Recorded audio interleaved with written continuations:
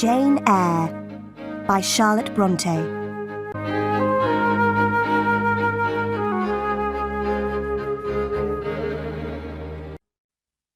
Chapter 1.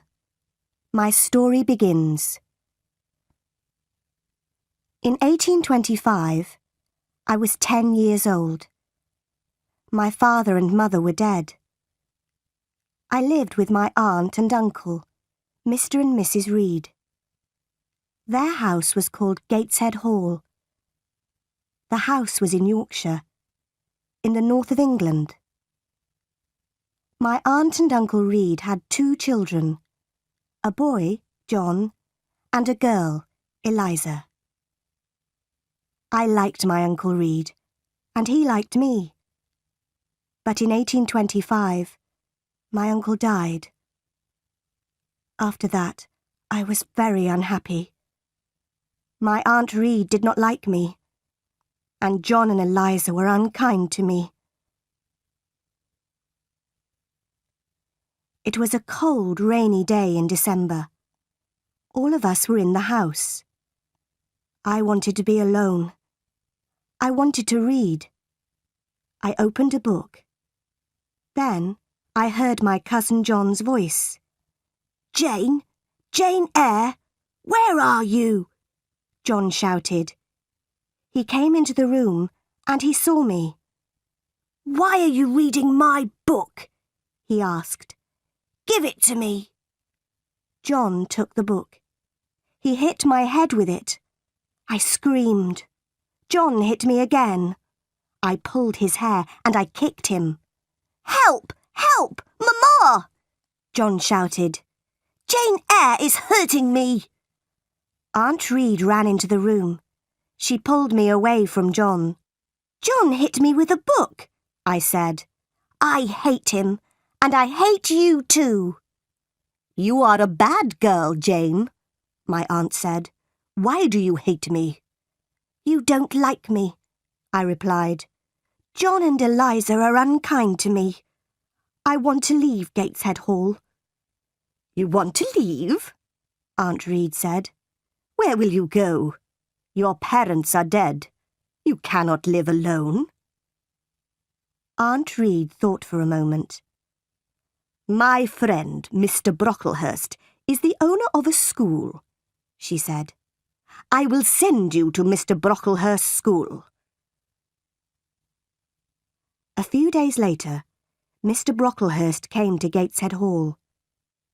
He was a very tall man. His eyes were dark, and his face was cruel. "Jane Eyre," he said to me, "God does not like bad children. God punishes bad children, Jane Eyre." "God will punish John Reed," I replied. "John Reed hits me, and he shouts at me." "That is not true. You are a liar, Jane Eyre," Mr. Brocklehurst said. "You must not tell lies, and you must not live here with your cousins. You will come to Lowood School. You will become a good girl." "I want to come to your school, sir," I said. "I want to leave this house." "Bad girls are punished at my school, Jane Eyre," Mr. Brocklehurst said. "The girls work very hard at Lowood." "I will work hard. I will be a good pupil, Mr. Brocklehurst," I said. 2 weeks later, I left Gateshead Hall. I went to Lowood School.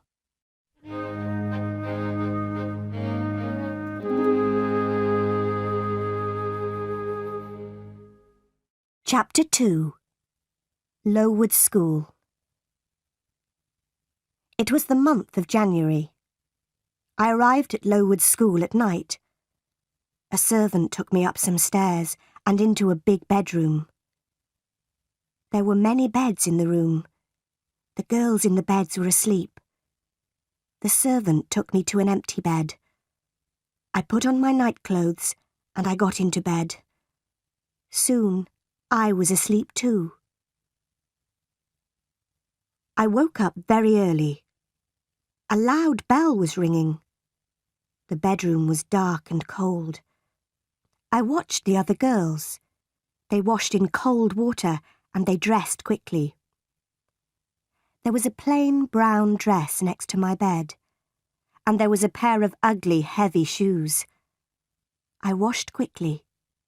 Then I put on my new clothes. I was very hungry. I followed the other girls down the stairs. We sat down at long tables in a large dining room. Our food was terrible.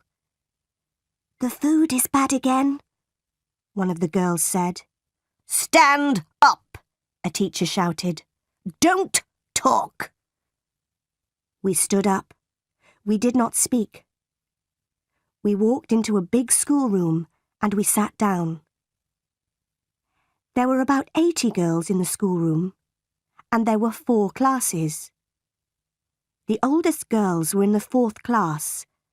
I was in the 1st class. 4 teachers came into the room and we began our lessons. The lessons were not interesting. First, we read some pages in a book. Then, our teacher asked us questions about those pages. After 4 hours, we went outside. It was very cold. Very soon, a bell rang. Lessons started again.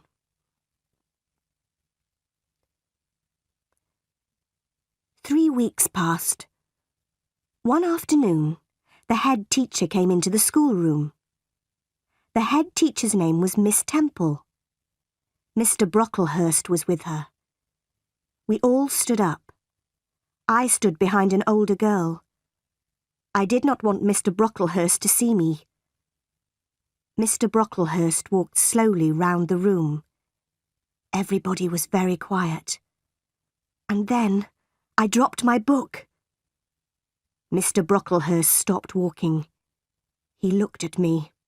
"Ah, the new girl," he said. "Come here, Jane Eyre." Then he pointed at 2 of the older girls. "You 2 girls, put Jane Eyre on that high chair," he said. "Look at Jane Eyre, everybody," Mr. Brocklehurst said. "This child is bad. She is a liar. She will be punished. Miss Temple, teachers, girls, do not talk to this child." Then he spoke to me again. "Jane Eyre, you must stand on that chair for 2 hours," he said. "You are a bad girl." That evening, I cried and cried. But Miss Temple was kind to me. "You are a good pupil, Jane," she said, "and you are not a bad girl. I am your friend, Jane." "Thank you, Miss Temple," I said. Lowood School was in an unhealthy place. The buildings were wet and cold. Mr. Brocklehurst owned the school. He was a rich man. But he did not buy warm clothes for us. And he did not buy good food for us. Everybody hated him. In the spring, many of the girls became sick. Some of them left the school. They never came back. Many of the girls died. That spring was a terrible time. We had no lessons. Miss Temple and the other teachers took care of the sick pupils. Mr. Brocklehurst had to buy better food for us, and he had to buy warm clothes for us. Mr. Brocklehurst never came to the school. The next year, Lowood School moved to a better place. It was a healthier place.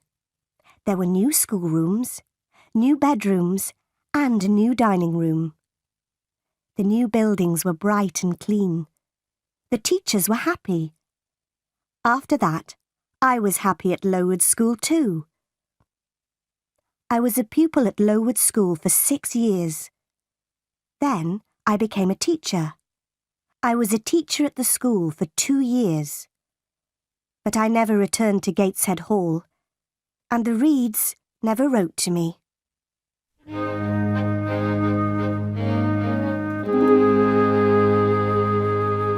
Chapter 3.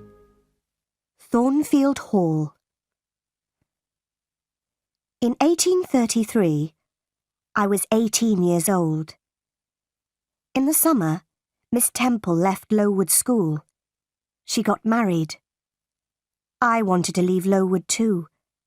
I wanted a new life. I will be a governess, I thought. I put an advertisement in a newspaper. October 1833, Lowood. A young woman wants to teach 1 or 2 children in their home. She teaches English, arithmetic, geography, religion, French, drawing and music. J. E. I had a reply to my advertisement. The reply was from Mrs. Fairfax of Thornfield Hall near Millcote. Millcote was about 70 miles from Lowood School. Mrs. Fairfax wanted a governess for a little girl. I wrote to Mrs. Fairfax immediately. I was going to be a governess at Thornfield Hall. I travelled to Millcote in a coach. At Millcote, a servant met me. He took me to Thornfield Hall. At Thornfield Hall, another servant opened the door. She was smiling. She took me into a small, warm room. A lady was in the room. She was sitting by the fire. "Are you Mrs. Fairfax?" I asked her. "Yes, my dear," she said. "And you are Miss Eyre. Are you cold? Sit by the fire, Miss Eyre. A servant will bring you some food." "Mrs. Fairfax is very kind," I said to myself. "I will be happy here." "Will I see Miss Fairfax tonight?" I asked. Mrs. Fairfax looked at me. She smiled. "Miss Fairfax?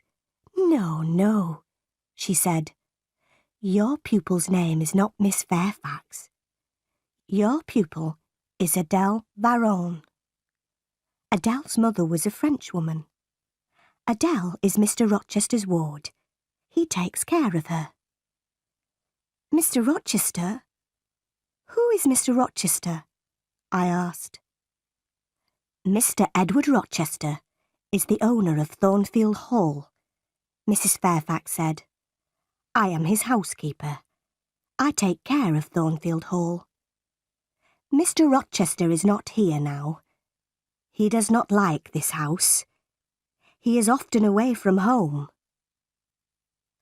I was very tired. Mrs. Fairfax took me up the wide stairs. She took me to my room. I went to bed immediately, and I slept well. The next morning, I woke early. The sun was shining. I put on a plain black dress. I opened my bedroom door. I walked along a corridor and down the wide stairs. I walked out into the sunny garden. I turned and I looked up at my new home. Thornfield Hall was a beautiful house with many large windows. The garden was beautiful too. After a few minutes, Mrs. Fairfax came into the garden. She spoke to me. "Good morning, Miss Eyre," she said. "You have woken early. Miss Adele is here. After breakfast, you must take her to the schoolroom. She must begin her lessons." A pretty little girl walked towards me. She was about 8 years old. She spoke to me in French, and I replied in French. After breakfast, I took Adele to the schoolroom. We worked all morning. Adele enjoyed her lessons, and I was happy. In the afternoon, Mrs. Fairfax took me into all the rooms of Thornfield Hall. We looked at the paintings and at the beautiful furniture. We walked along the corridors. "Come up onto the roof, Miss Eyre," Mrs. Fairfax said. "You will see the beautiful countryside around Thornfield Hall." We walked up many stairs. At last, we were at the top of the house. We walked along the top corridor. Mrs. Fairfax opened a small door, and we walked onto the roof. "Look, Miss Eyre," Mrs. Fairfax said. "You can see for many miles." We stood on the roof for a few minutes. Then we went back into the house. We walked carefully towards the stairs. The top corridor was narrow and dark. Suddenly, I heard a strange laugh. "Who is that, Mrs. Fairfax?" I asked. Mrs. Fairfax did not reply. She knocked on a door. "Grace," she said. The door opened. Behind the door was a small room. A servant was standing at the door. "Be quiet, Grace, please," Mrs. Fairfax said. The woman looked at Mrs. Fairfax. Then she closed the door. "That was Grace Poole," Mrs. Fairfax said. "She works up here. Sometimes she laughs and talks with the other servants. Don't worry about Grace. Please come downstairs now, Miss Eyre."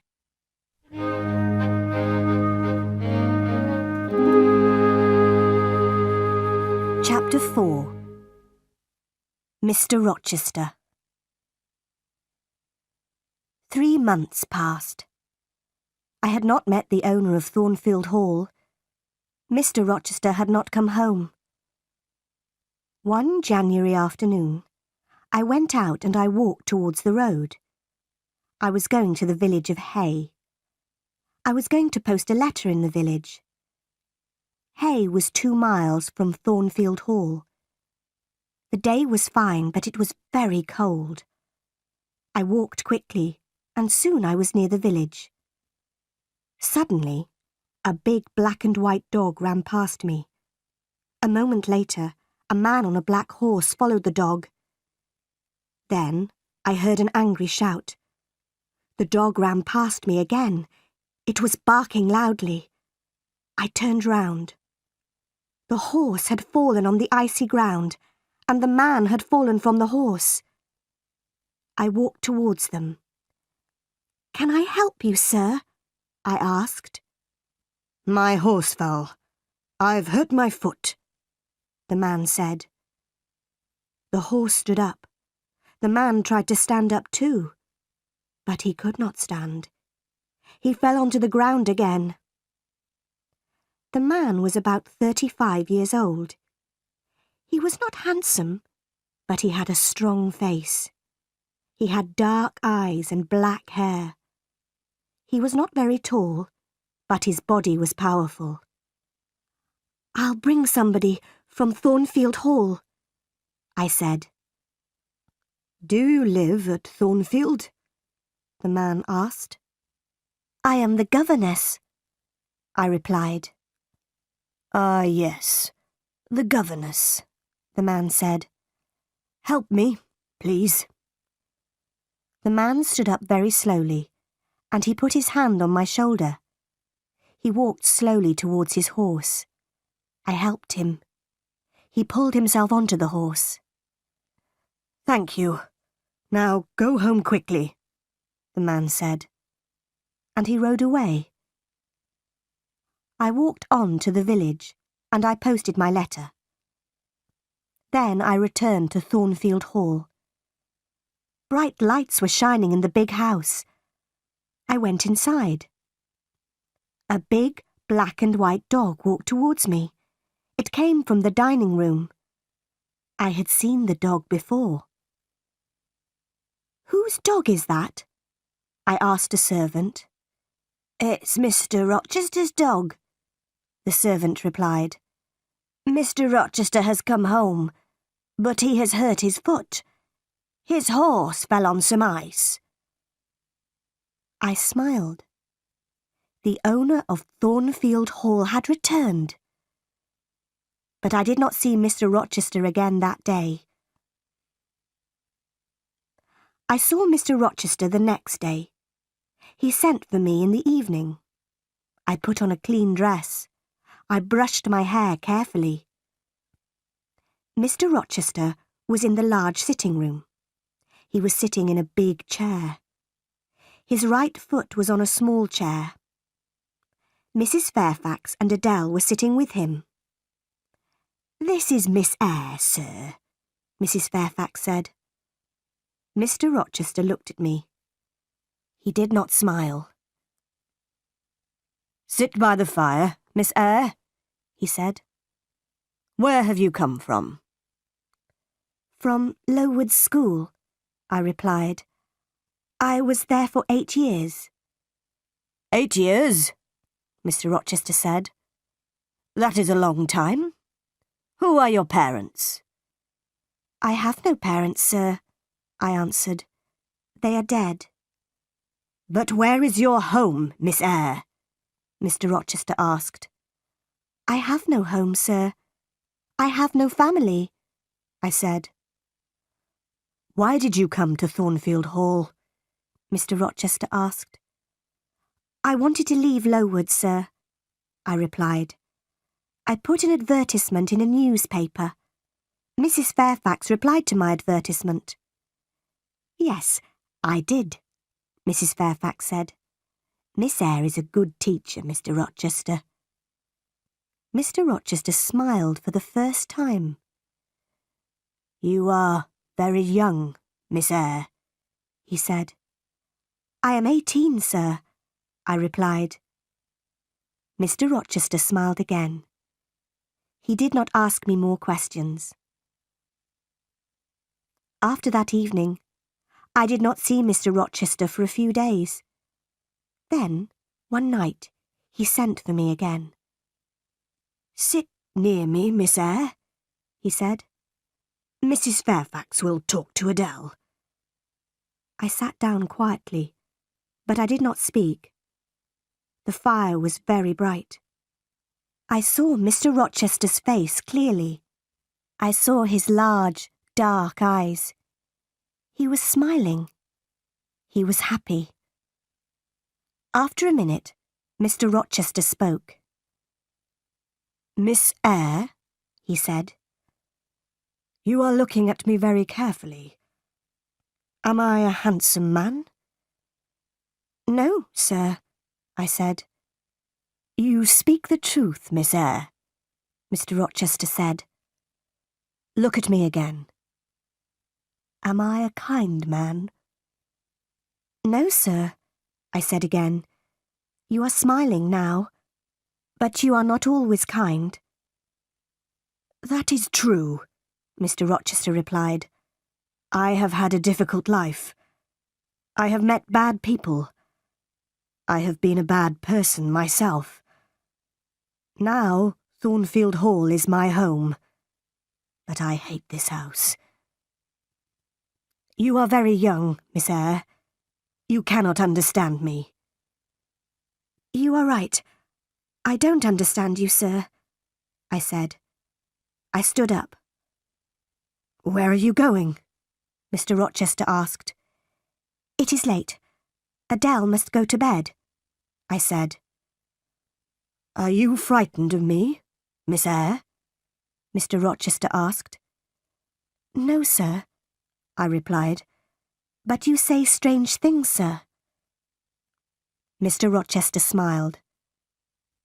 "Take Adele to her bedroom now, Miss Eyre," he said. "We will talk again tomorrow." After that night, we talked together many times. Mr. Rochester was an interesting man, but he was a strange man too. I often thought about him. Why does Mr. Rochester hate Thornfield? I asked myself. Thornfield Hall is a beautiful place, but Mr. Rochester is not happy.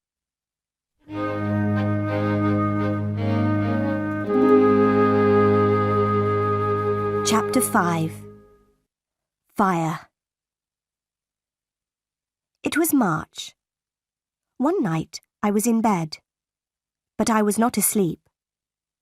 The house was quiet. Suddenly, I heard a sound in the corridor outside my room. "Who's there?" I said.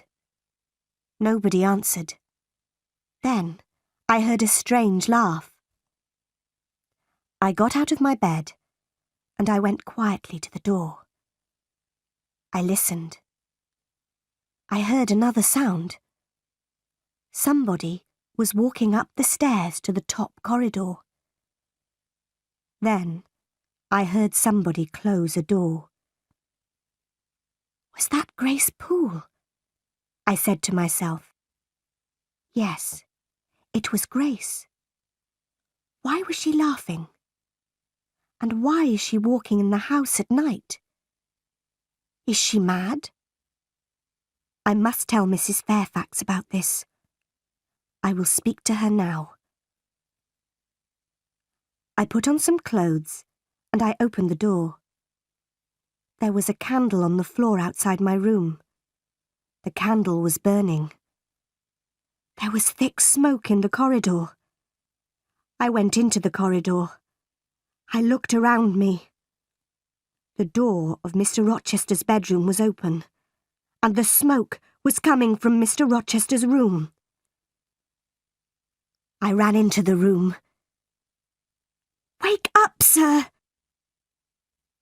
"What happened, Jane?" "There was a fire, sir. Grace Poole tried to kill you." "Stay here, Jane. Open the window. I'll go upstairs." I sat in a chair by the window. Time passed. At last, Mr. Rochester returned. "Please don't worry, Jane," he said. "Grace Poole is a strange woman, but she won't hurt anybody tonight." I stood up. "Good night, sir," I said. Mr. Rochester held my hand. He looked at me, and he smiled. "Thank you, my dear friend," he said. "You saved my life tonight, Jane." "Good night, sir," I said again. I went back to my bed. I was very tired, but at first I could not sleep. Suddenly, I understood something. I loved Mr. Rochester. He had smiled at me. He had held my hand. Did he love me? I did not know. But I thought about Mr. Rochester for a long time. I did not see Mr. Rochester the next day. He did not send for me.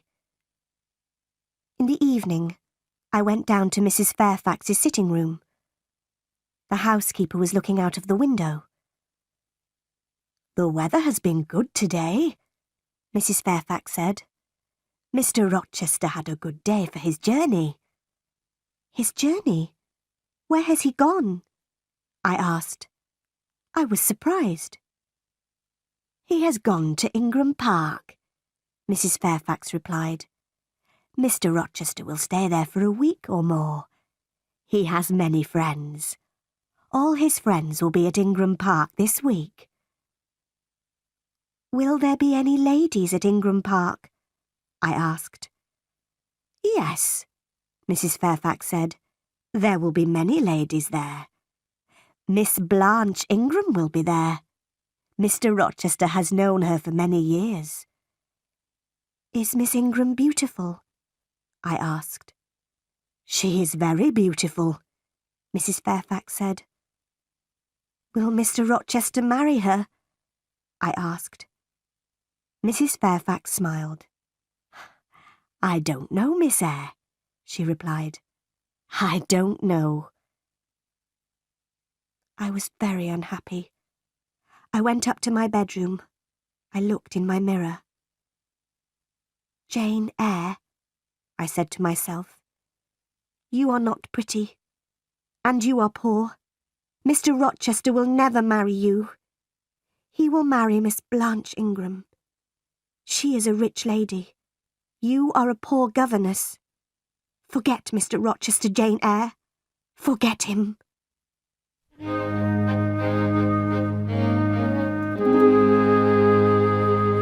Chapter 6. Guests at Thornfield Hall.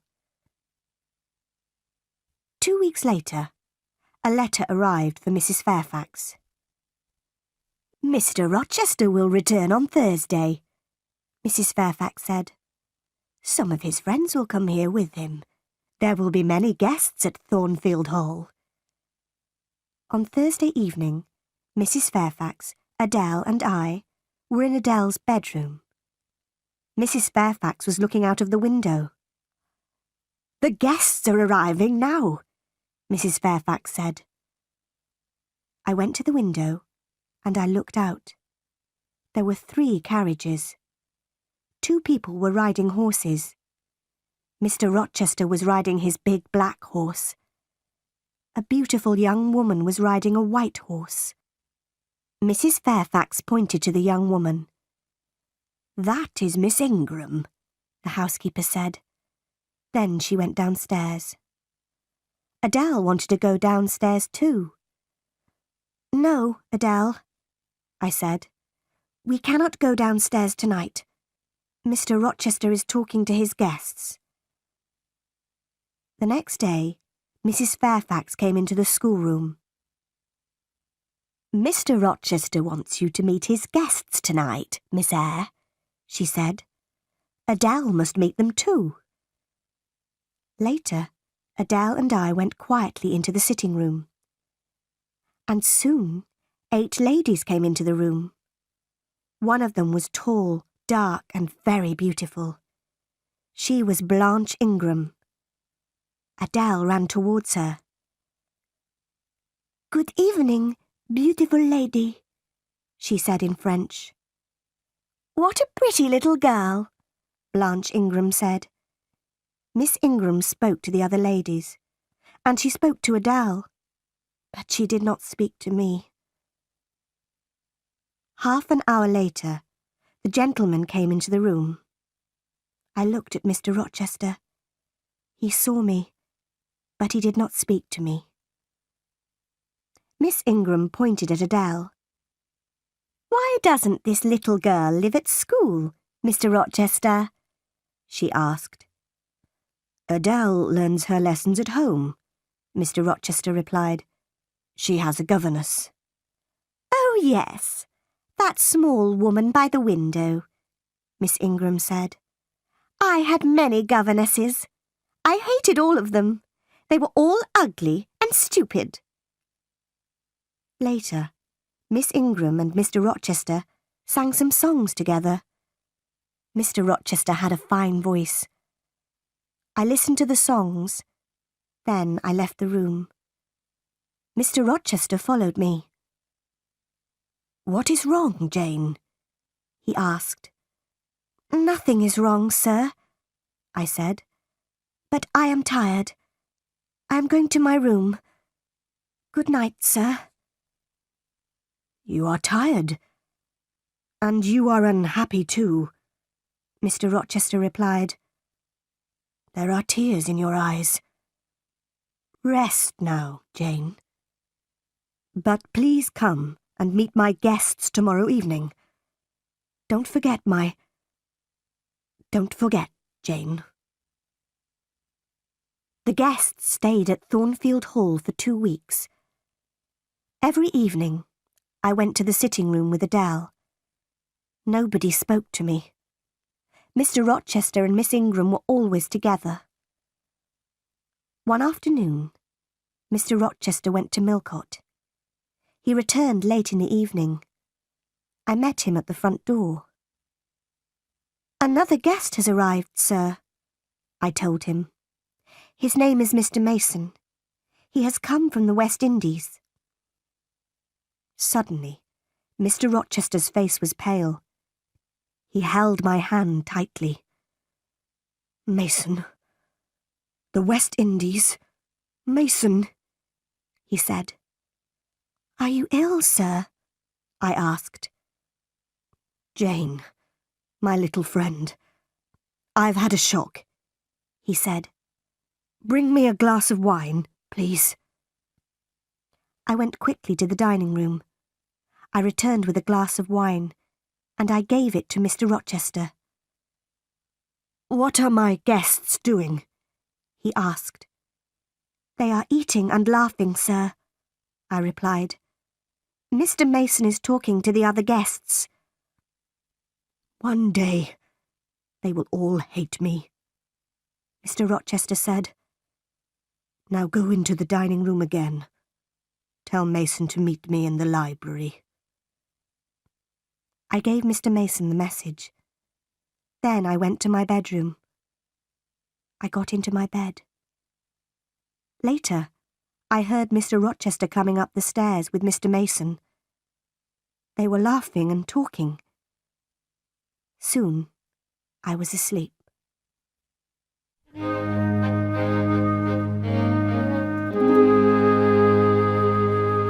Chapter 7. A Terrible Night. Some hours later, I woke up. A terrible cry had woken me. The moon was bright. Its light was shining through my window. I listened. Then I heard somebody shouting. "Help! Help! Rochester! Help me!" The voice came from the top corridor. "Help! Help!"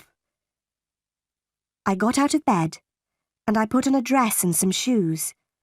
I opened my door. All the guests were in the corridor outside the bedrooms. They were all asking questions.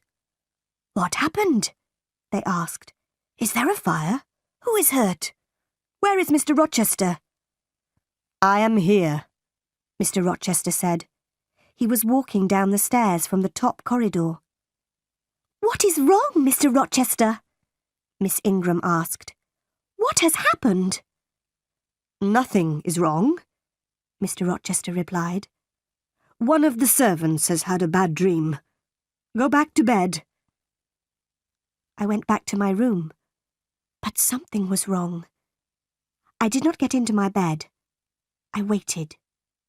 Soon, somebody knocked on my door. I opened the door. Mr. Rochester was standing in the corridor. "Jane, follow me.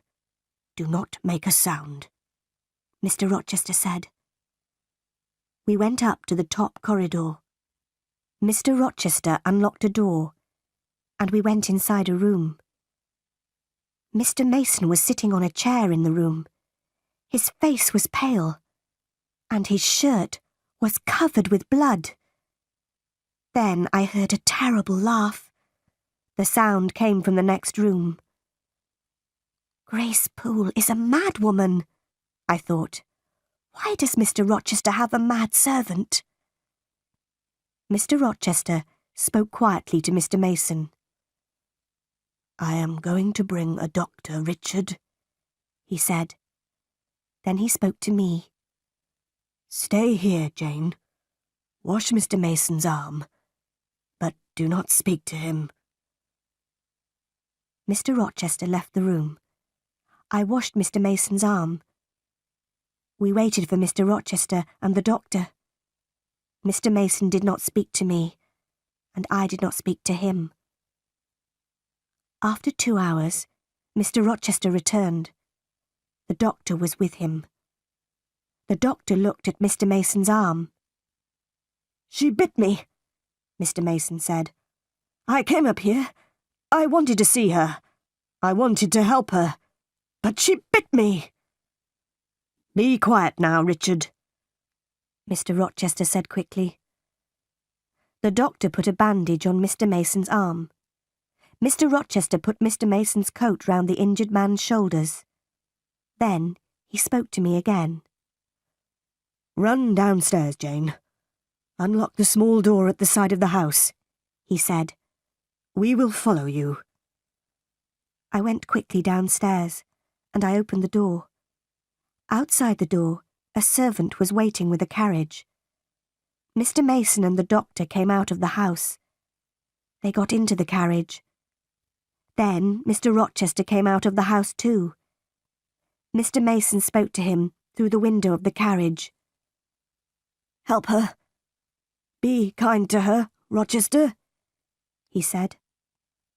"Yes, I will, Mason," Mr. Rochester said. The servant drove the carriage away.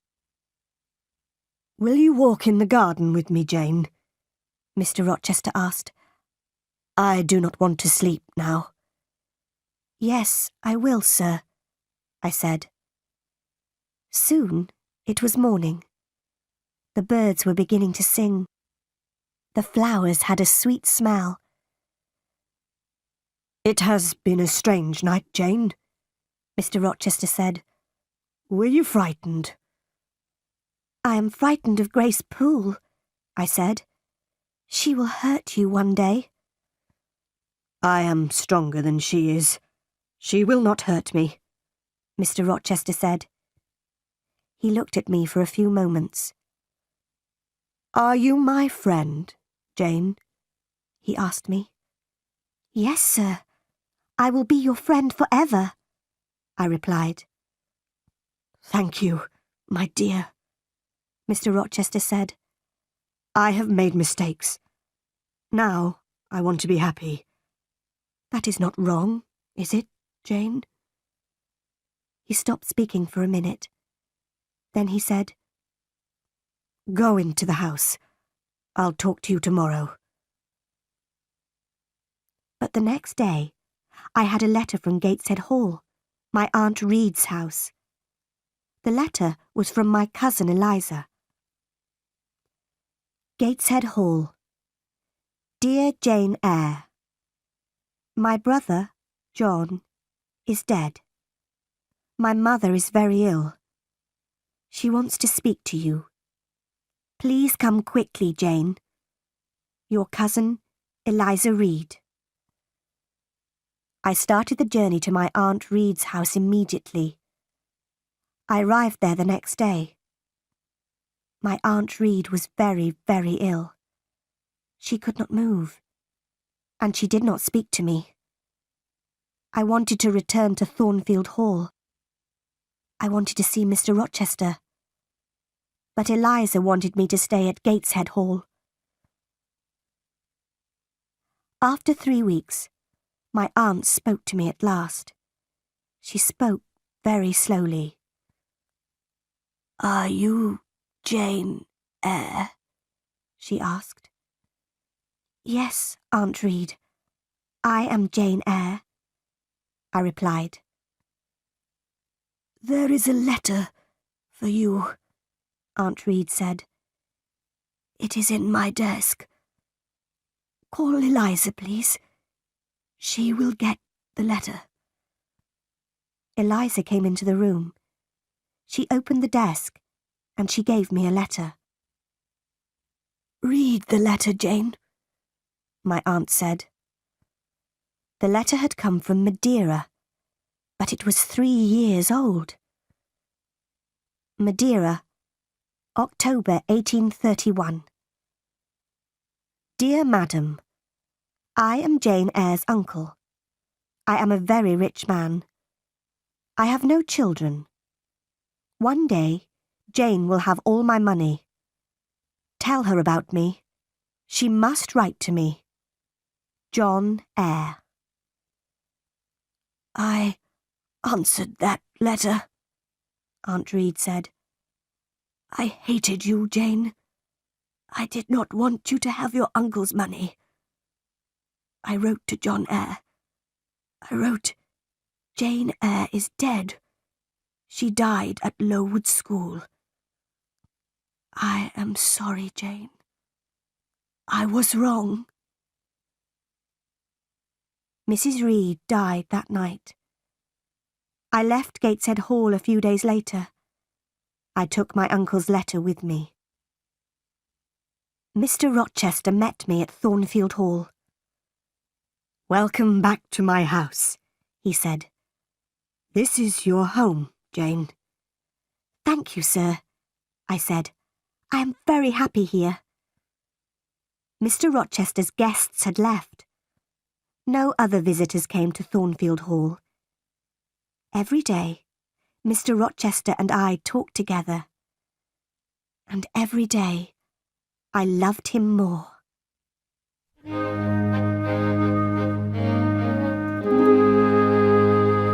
Chapter 8. In the Garden. In June, the weather was hot. One evening, I walked into the garden. Mr. Rochester was there too. "Do you like this house, Jane?" he asked. "Yes, sir," I replied. "Soon, Adele will go to live at a school, Jane," he said. "Then I will not want a governess here. Will you be sad then, Jane? Will you leave Thornfield Hall?" "Leave?" I said quickly. "Must I leave Thornfield?"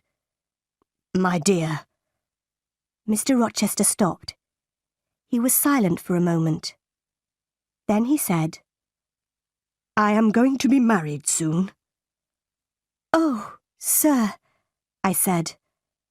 "Then I must go far away from Thornfield, far away from you, sir." I started to cry. "I will always remember you, Jane," Mr. Rochester said. "Will you forget me?" "No, sir," I replied. "I will never forget you. I don't want to leave Thornfield, sir. I don't want to leave you." "Don't leave, Jane," Mr. Rochester said. "Stay here." He smiled at me. "I must not stay here, sir," I said. "You are going to marry Miss Ingram. I am poor. I do not have a pretty face. But I have a heart. It is a loving heart, sir."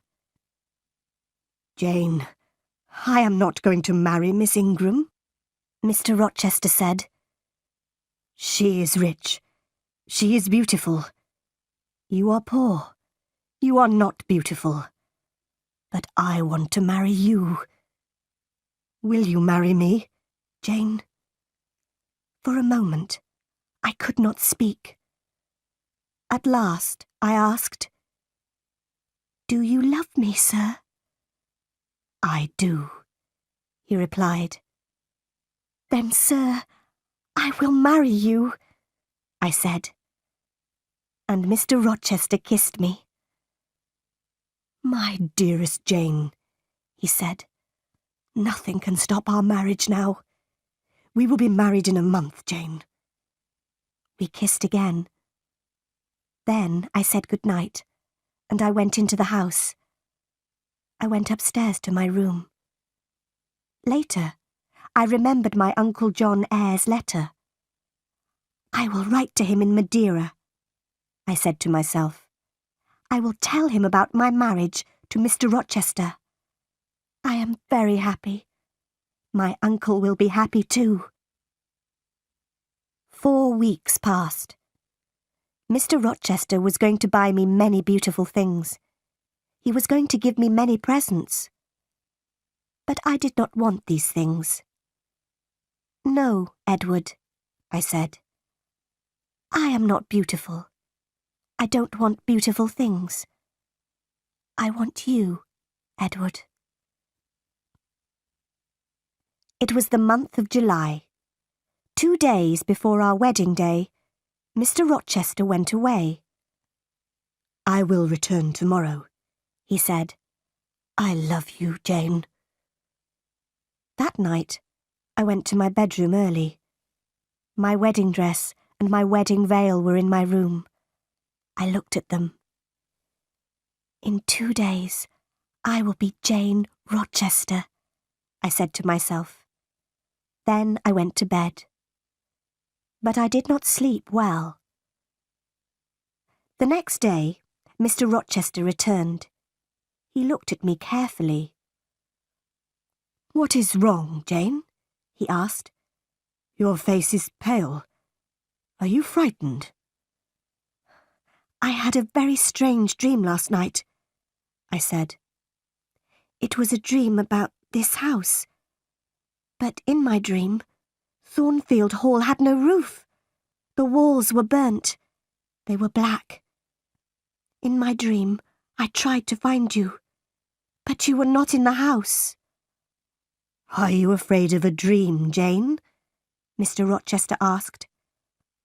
No, Edward, I replied. But I woke up from my dream. There was a woman in my room. She was tall and heavy. She had long black hair. The woman was holding a candle, I said. She put the candle by my mirror. She put my wedding veil over her head, and she looked in the mirror. Then I saw her face. It was a strange, terrible face, Edward, I said. Suddenly, the woman tore my veil into 2 pieces. She threw the pieces on the floor. What happened next? Mr. Rochester asked. The woman held her candle near my face, I replied. She looked at me, and she laughed. Then she went away. This happened in your dream, Jane, Mr. Rochester said. It did not happen in my dream, Edward, I said. This morning, my wedding veil was on the floor of my room. It was torn. It was in 2 pieces. But the woman did not hurt you, Jane, Mr. Rochester said. Sleep in Adele's room tonight, my dear. You will have no more bad dreams.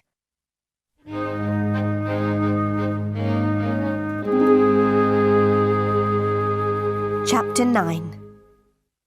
Mr. Rochester's Wife. It was our wedding day. We were going to be married in a church near Thornfield Hall. After the marriage, we were going to travel to London. I got up early. I put on my wedding dress and I went downstairs. Mr. Rochester was waiting for me. At 8 o'clock, we walked together to the church. The clergyman was standing by the door of the church. There were 2 other people inside the church, 2 men. They were sitting in a dark corner. I could not see them very well. The clergyman started to speak. At every marriage, the clergyman asks an important question. He asks the people in the church, "Is there a problem about this marriage?" The clergyman spoke loudly. He asked this question, and he waited. There was silence for a moment. And then, one of the men in the dark corner stood up. He spoke loudly. "There is a problem. These 2 people must not be married," he said.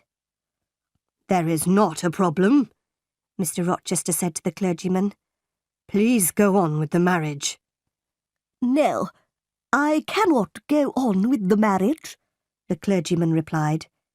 He spoke to the man in the corner. "What is the problem, sir?" he asked. "Mr. Edward Rochester has a wife." Mr. Rochester turned and looked at the man. "Who are you? What do you know about me?" he asked angrily. "My name is Briggs, sir. I am a lawyer," the man replied. "I know many things about you. 15 years ago you were married in the West Indies. Your wife's name is Bertha Mason. She is alive. She lives at Thornfield Hall." "How do you know that?" Mr. Rochester shouted.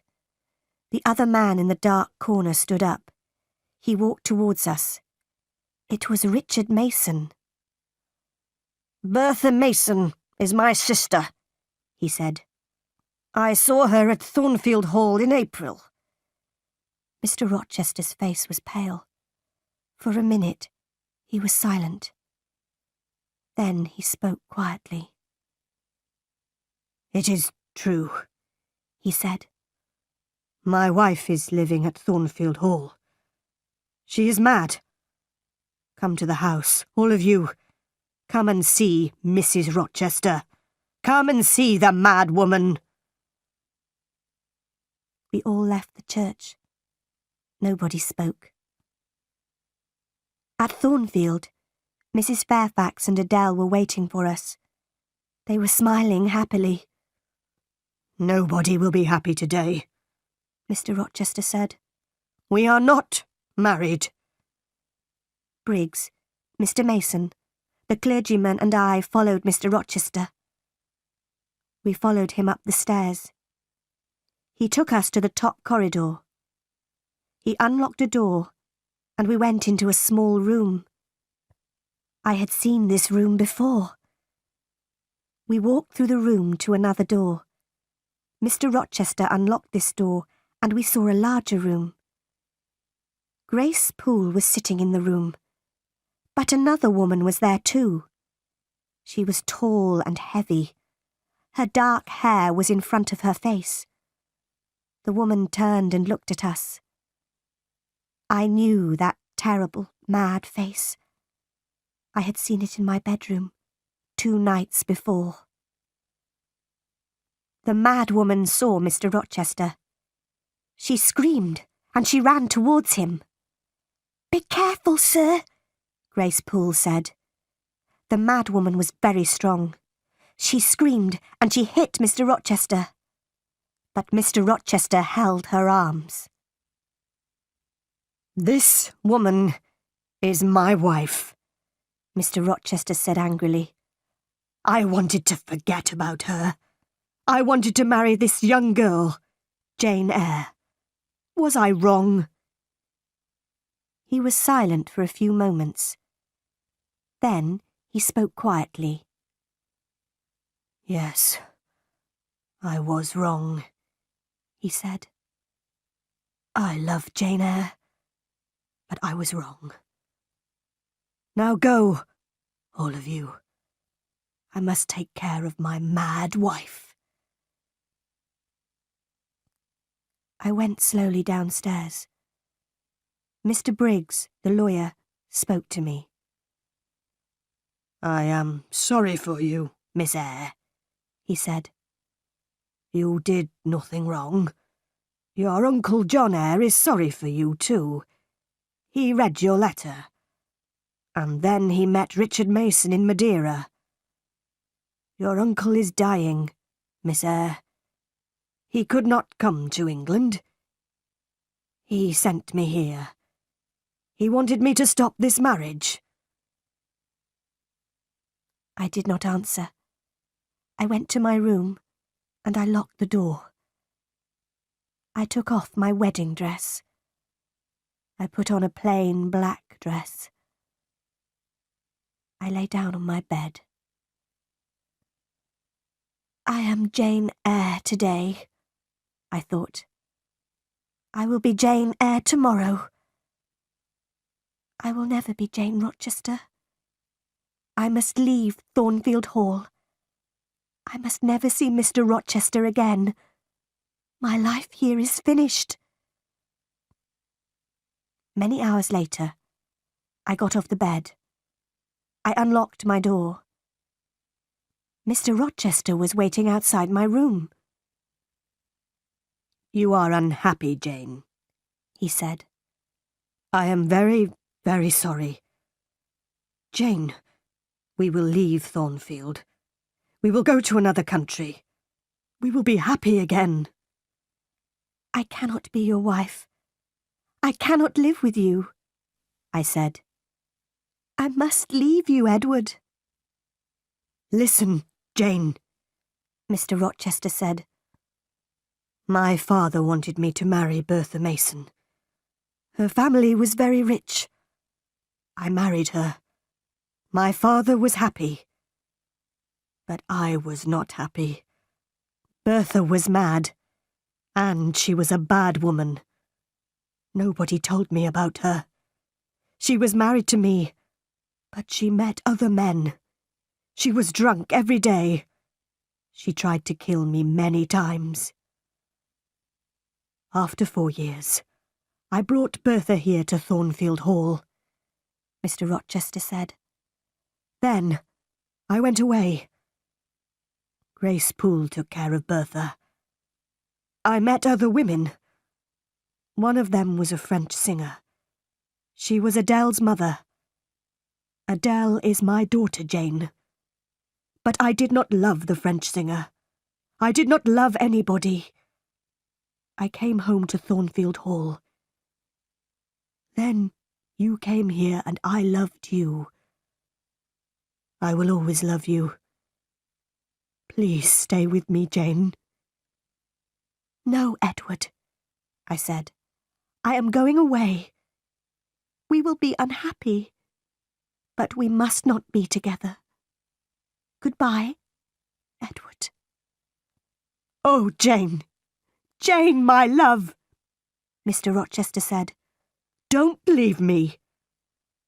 I kissed Mr. Rochester.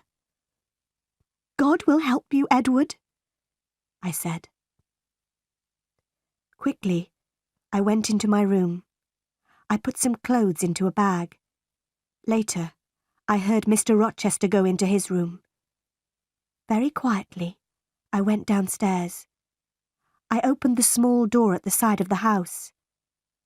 I left Thornfield Hall, and I walked to the road. It was dark. Soon, a coach came along the road. I gave all my money to the driver of the coach. I got into the coach. Many hours later, the coach stopped. It was 10 o'clock in the morning. You must give me more money now, the driver said. I have no more money, I said. You have no more money? Then you must get out of the coach, the driver said. I got down onto the road. The coach moved away quickly, but I had left my bag in the coach. I looked around me. I was on a cold, empty moor. I was tired and hungry. I walked and walked. I had no money. I had no food. I walked until the evening came. At last, I lay down on the ground. I fell asleep immediately.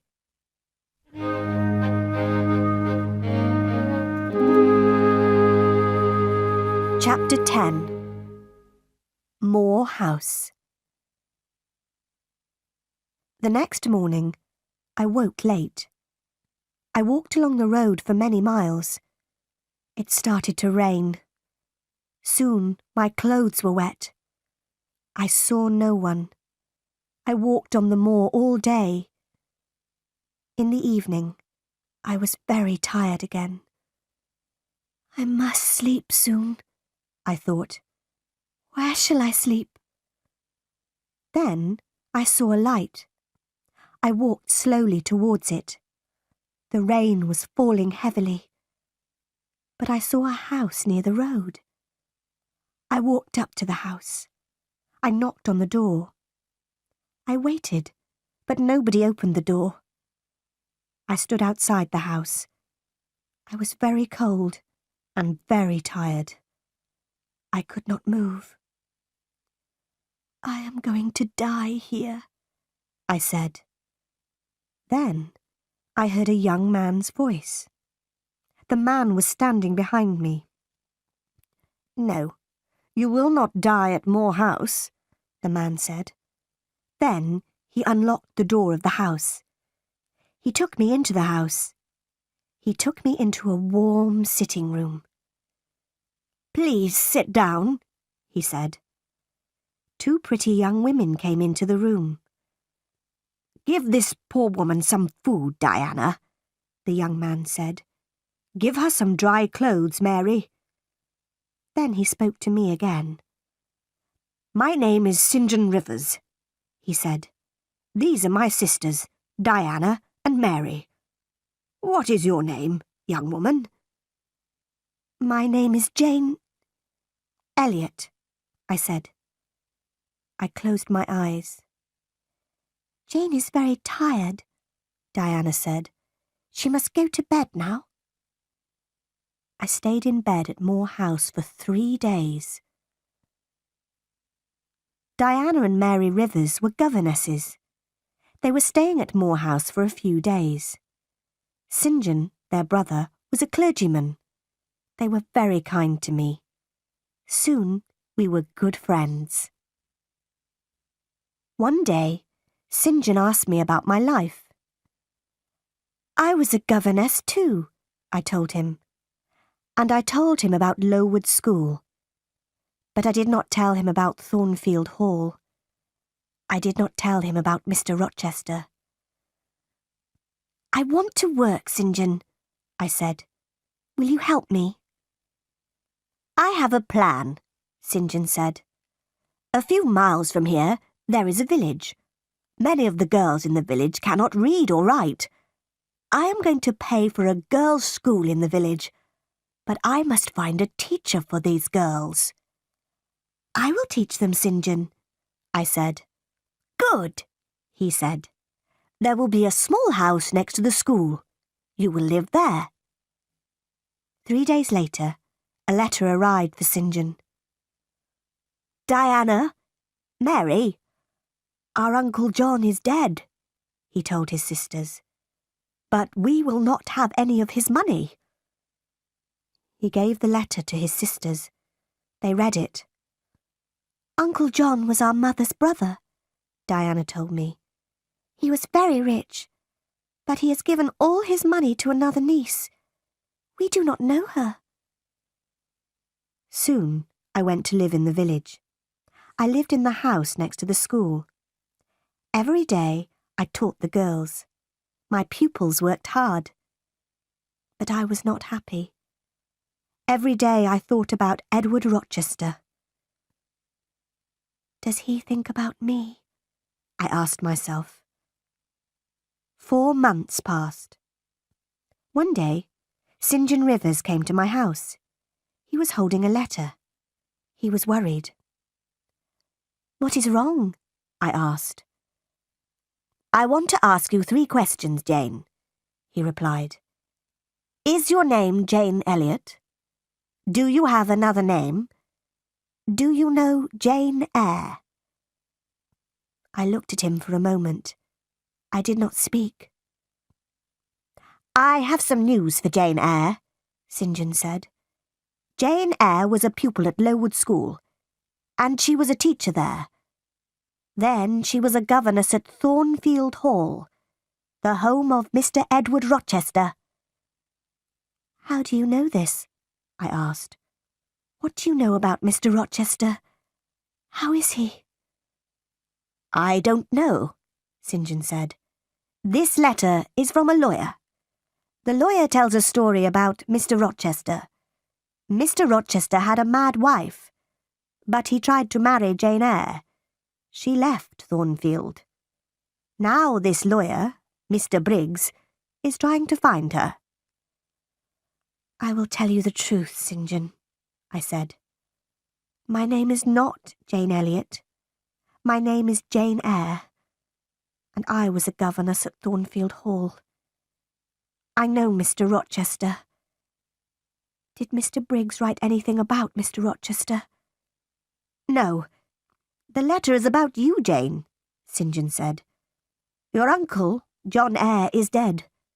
John Eyre has given you £20,000. You are rich, Jane. But why did Mr. Briggs write to you? I asked. My mother's name was Eyre, St. John said. She was your father's sister, Jane. Then you, Diana and Mary are my cousins, I said. I thought carefully for a moment. Write to Diana and Mary, I said. They must come home. I will give all of you some of Uncle John's money. The next day, I wrote to Mr. Briggs. I gave St. John, Diana and Mary £5,000 each. I wrote to Mrs. Fairfax too, but she did not reply. 6 months passed. I heard nothing from Thornfield Hall. I heard nothing about Mr. Rochester. Then One day, I was walking on the moor. Suddenly, I heard a voice. There was nobody on the moor, but the voice was calling my name. Jane, Jane, Jane. That is Mr. Rochester's voice, I said to myself. Then I shouted, I am coming, Edward! I am coming! I ran to Moor House. I spoke to my cousins. I am going to Thornfield Hall tomorrow, I told them. I began my journey the next day.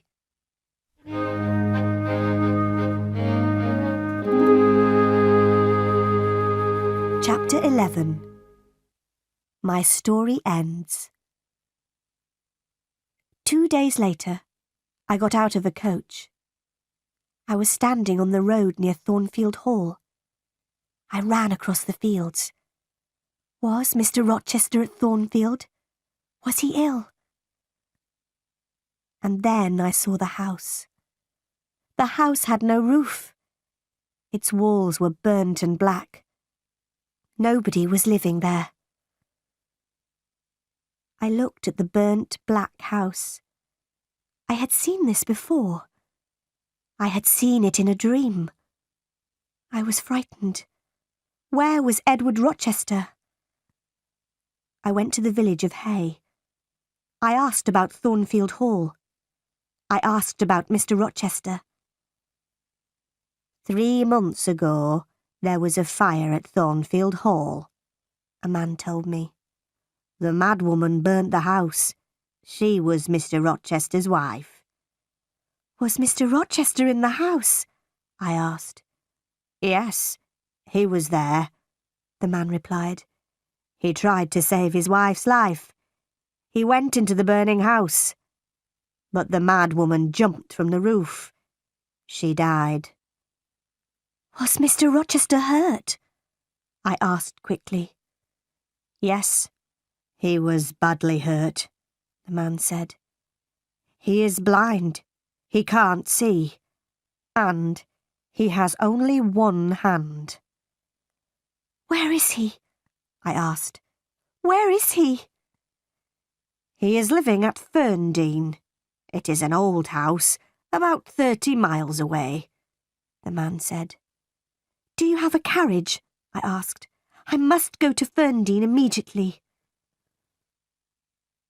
I got out of the carriage near Ferndean. I walked to the house. I knocked on the door. A servant opened it. I knew her. Oh, Miss Eyre, you have come, she said. Mr. Rochester has been calling your name. A bell rang in another room. That is Mr. Rochester's bell, the woman said. He wants some candles. There were 2 candles on a table near the door. The woman lit them, and she picked them up. Mr. Rochester is blind, but he always burns candles in his room in the evenings, she said. Give the candles to me, I said. I'll take them to him. I opened the door of Mr. Rochester's room. His black and white dog was sitting by the fire. The dog jumped up and ran towards me. Who is there? Mr. Rochester said. Don't you know me, Edward? I asked. Your dog knows me. I put the candles on a table. I held Mr. Rochester's hand. I know that voice, and I know this little hand, Mr. Rochester said. Is that you, Jane? Yes, sir. I have found you at last, I said. I will never leave you again. Then I told Mr. Rochester my story. Why did you leave your cousins, Jane? Mr. Rochester asked. Why did you come back to me? I am blind. I have only one hand. I will take care of you, Edward, I said. But I don't want a servant, Mr. Rochester replied. I want a wife. You will have a wife, Edward, I said. I will be your wife. I will marry you. I loved you very much at Thornfield Hall. Now, I love you more. Mr. Rochester and I got married. After a time, his eyes were better. He could see a little. He saw the face of our first child. My dear Edward and I are very happy.